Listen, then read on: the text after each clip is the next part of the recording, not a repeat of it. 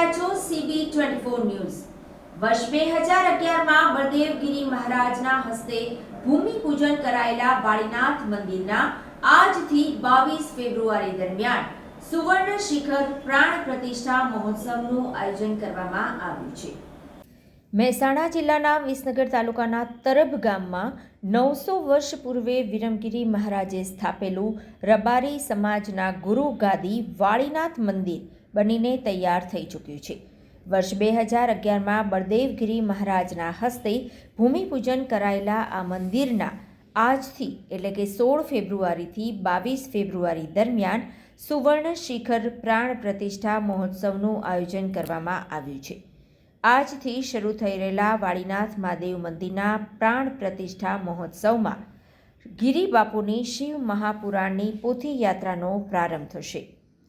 હાલ રંગબેરંગી ફૂલોથી મંદિરનો શણગાર કરવામાં આવ્યો છે।